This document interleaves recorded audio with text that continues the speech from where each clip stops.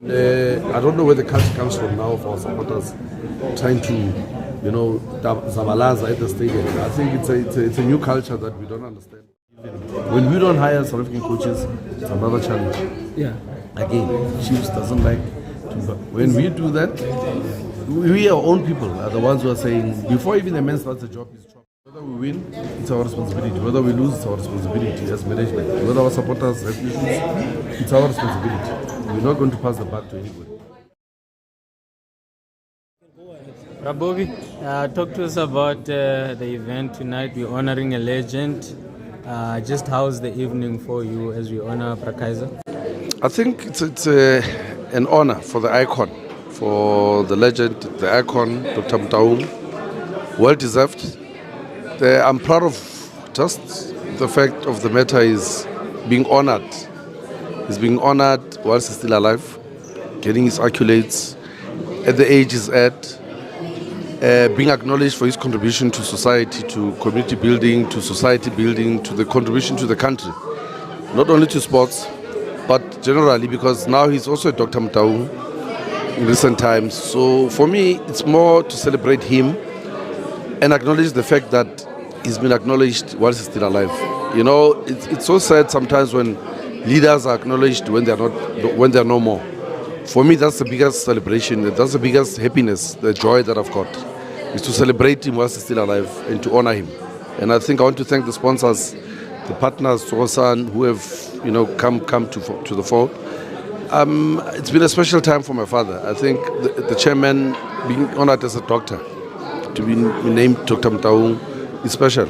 And I think as his son, it's an honor, and it's a great time for me, because how do you repay a man who has, given birth to you and also given birth to how many children we're developing, the society is built, his contribution? How do you give back? The only way to say thank you to him and acknowledge him and give him the honors.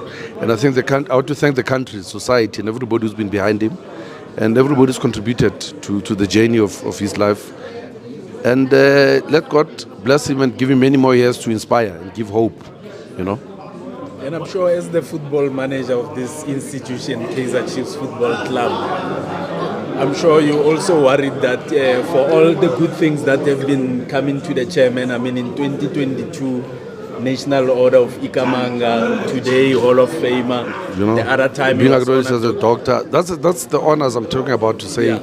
Yeah. For me, that's special. This is special, and I want to thank everybody who's played part to honor him whilst he's still alive. For me, that's great. Yeah, so like what was in the question was that I'm sure you must be also be disappointed that the team is actually not matching what is happening to the chairman, having gone, with such a long drought without winning anything. I think if you check the history, if you go back to history now to see why he's acknowledged, he's been through this journey in the past. We've never had a smooth sailing 53 years, success. Success comes with challenges, and I think he's sailed through those challenges, and those are challenges of football. That's why we're in football. If it was smooth sailing forever, you would not be. Maybe you would be saying, "I'm okay." You would not even be still serving. I think these are the challenges that make us strong, that make him strong, that makes him proud. Because you must remember, for every child to put the badge, to wear the jersey, it's a challenge. It's a big and a massive challenge. But it requires a leader who's patient to develop and inspire coaches, players, give people opportunities. It's not a magic. It's not that it's pressing a button to say whoever we sign and the team must perform. It's about planning. It's about replanning. It's about the success of the brand has been there for years because of rebranding, rebuilding, refocusing, changing and facing the challenges. And I think that's what makes him unique, because he's been through the mill. And perhaps speaking of the challenges, having gone through a few coaches over the last 6-7 years, are you going to change approach in terms of identifying a suitable coach that you can back, given that the last two, they lasted very few months in the job, and are you going to change the process, the approach in identifying a coach who can take this club forward? I think that's why I'm saying challenges of the game. There's issues, various issues here. You appoint a coach with an objective and with a profile to say, this is the journey, with a plan. Unfortunately, football is about results. And today, the generation of today, even the past generation, it's all about results driven. It's all about what you give. It's all about what you bring forward. So it's not a good thing. It's not what we wish. It's not in the culture of us to change coaches in 6 years, 7 years, so many coaches.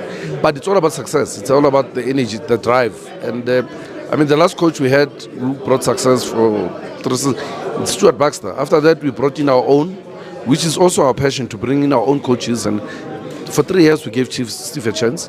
Unfortunately, it didn't happen. We had to make changes. After that, we brought in coaches. It has not been happening. Ernst Middendorp was unfortunate to win the league. He lost it with a draw at the end. 1 point at the end of the season. He was on top of the league. Unfortunately, COVID hit us. There were a lot of challenges.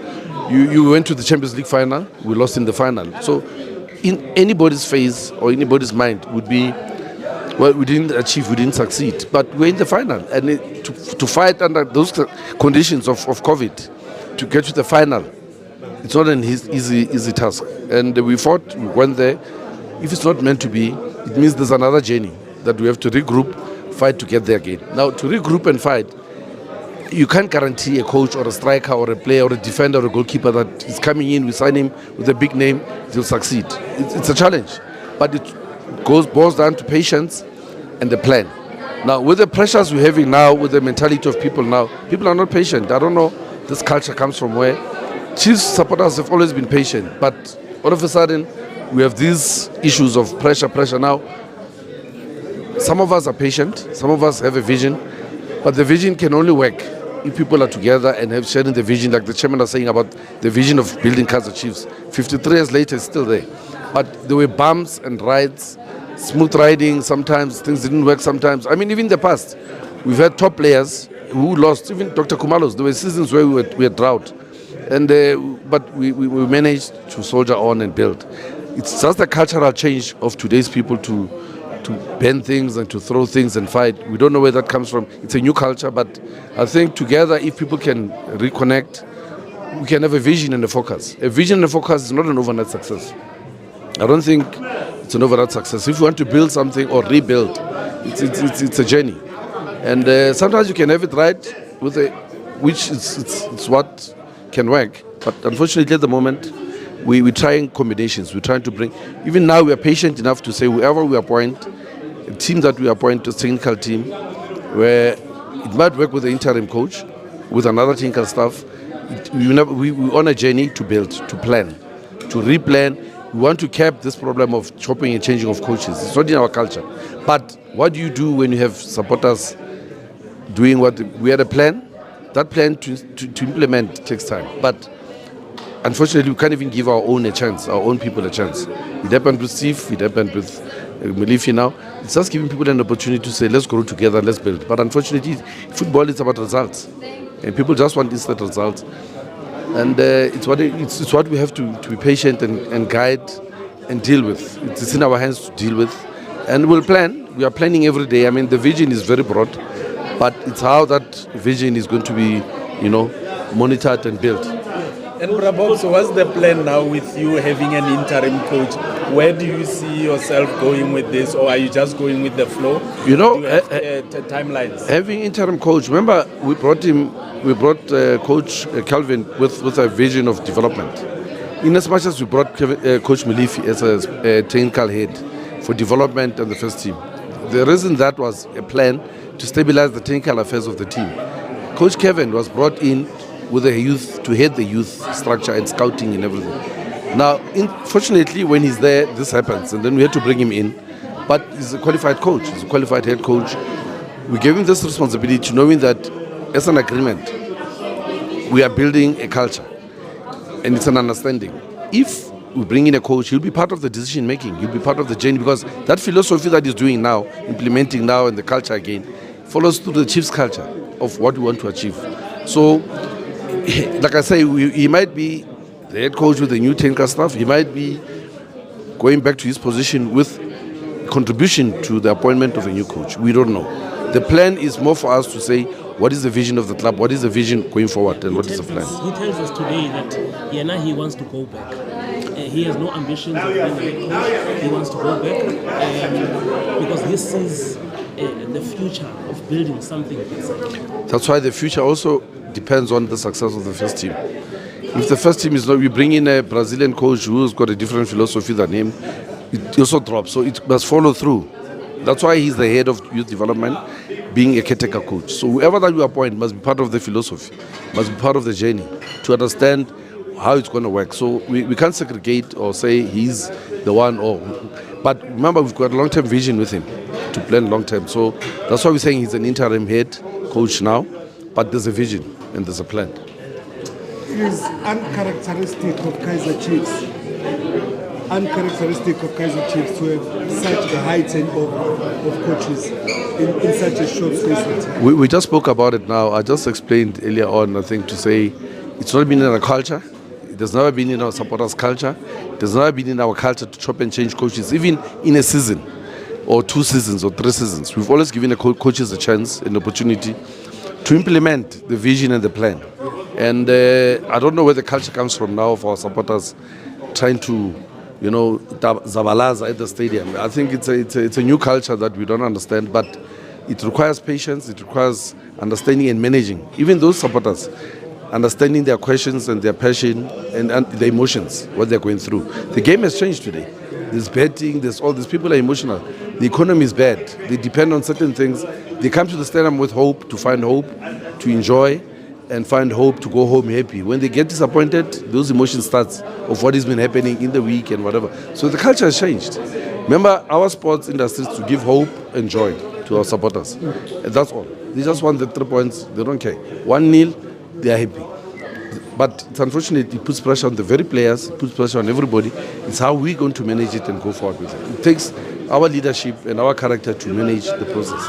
To conclude, Fox Stakes, is there a moment of reflection on management's part to say this high turnover has maybe been because of the decisions that we've taken? If you start from when Middendorp finishes second, and then he leaves because second position is not good enough for Chiefs, and the list of everybody else has come, but there's been no change in terms of the fortunes of the team. I think we've got board sessions, we've got executive sessions, we've got workshops. I think the past 4 or 5 seasons, I've never had so many workshops in a season, in a month, that we really look. We sit with the board of directors, we sit with technical issues, where we regroup and re-look. Just before the incident of Melifi leaving and Arthur, we had workshops. Even the FIFA breaks, we have workshops with the executive, with discussing even with the board. The Chiefs culture, the Chiefs way. We're trying to grind this thing out to say what is it that in that space we lose 2 games. You lose a league and you lose a cup. Supporters are fighting. Now the vision changes again to say that interim structure or that structure that we wanted to say, let's build for the season, continue, because we just acquired players with the same technical staff and everything.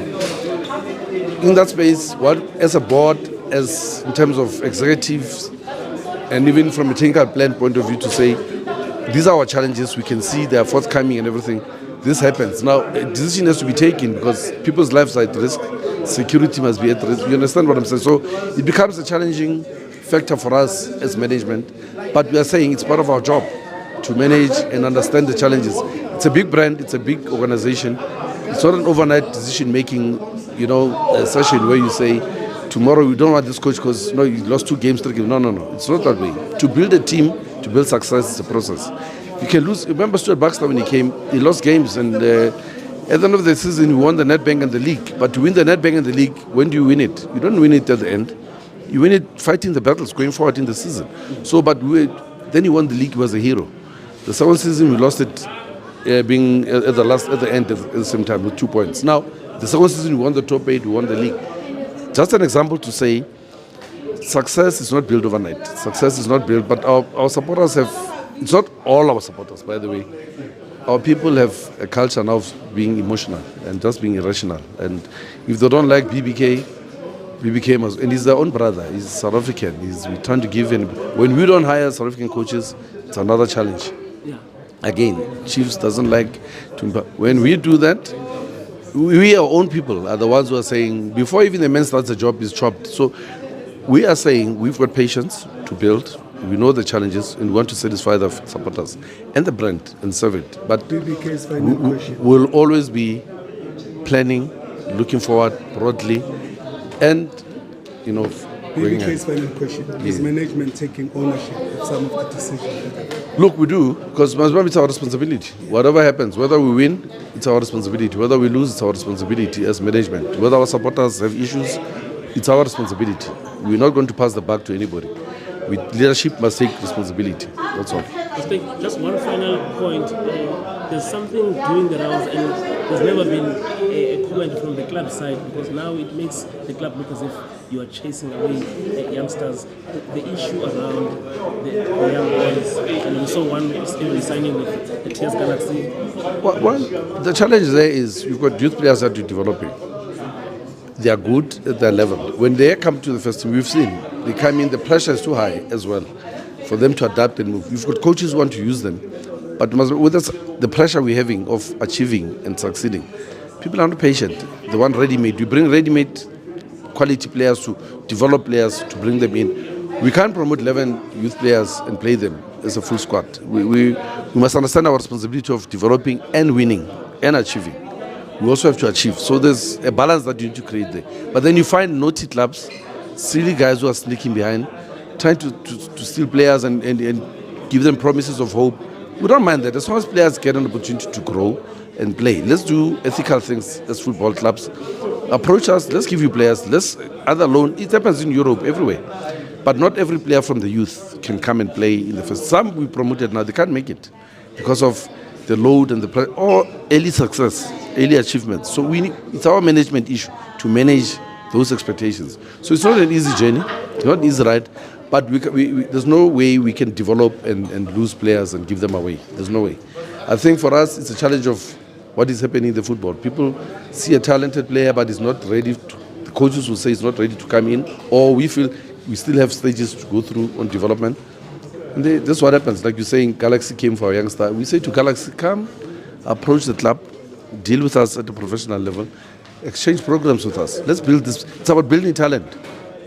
We're not selfish about winning with this. We're building talent. They are young. But once you give them hope and you take them and you destroy them out there, we've got still young players, Dudu's and everybody that we promoted, Chabalala we promoted, Bozwani, they're still here. But it's about stages. And sometimes these youngsters also rush. We think they're ready. So development, it's a process. So sometimes it's a challenge that we face with, unfortunately. We have to deal with, and we have to face. And also there's